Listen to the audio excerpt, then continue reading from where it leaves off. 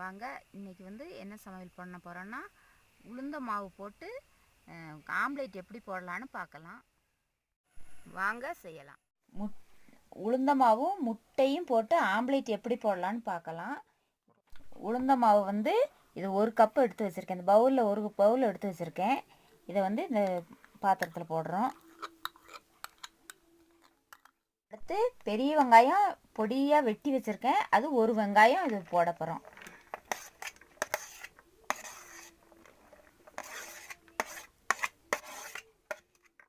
அடுத்து பச்சை மிளகாய் பொடியை வெட்டி வச்சுருக்கேன். 2 பச்சை மிளகாய் போடுறோம். அது கூடவே மல்லி இலை வெட்டி வச்சுருக்கோம். மல்லி இலை அது கூட போடுறோம்.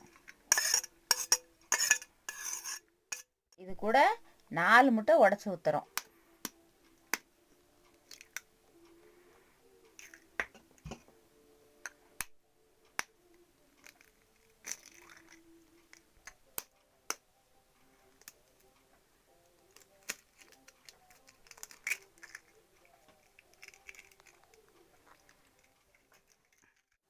இதுக்கு தேவையான உப்பு போடுறோம். இப்போ இதில் நல்லா கிண்டி எடுக்கிறோம்.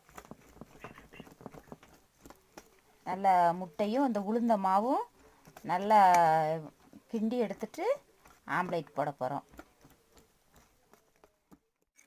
இதுக்கு பார்த்தீங்கன்னா நீங்கள் உளுந்த தனியாக போட்டு ஆட்டணும் இல்லை.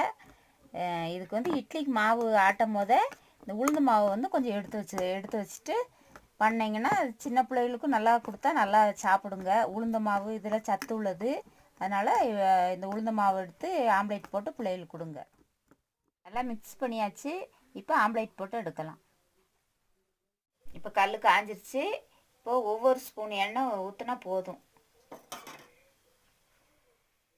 இப்போ நல்லா கல் காஞ்சிருச்சு. இப்போ மிக்ஸ் பண்ணி வச்சுருக்க முட்டையும் உளுந்த மாவையும் இப்போ இதில் ஊற்றுவோம்.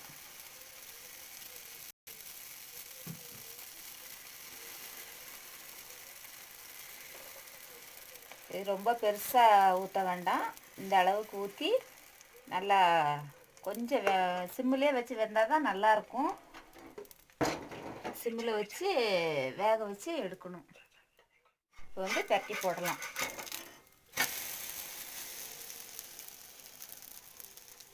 தட்டி போட்டு நல்லா இதே மாதிரி அந்த பக்கமும் வெந்த பிறகு தான் எடுக்கணும். நல்லா லைட்டாக ப்ரௌன் மாதிரி வரும்போது எடுக்கணும். நல்லா வெந்துருச்சு.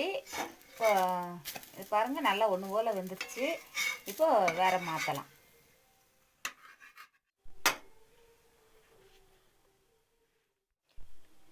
இப்போ அதே மாதிரி எல்லாத்தையும் சுட்டு எடுக்கலாம்.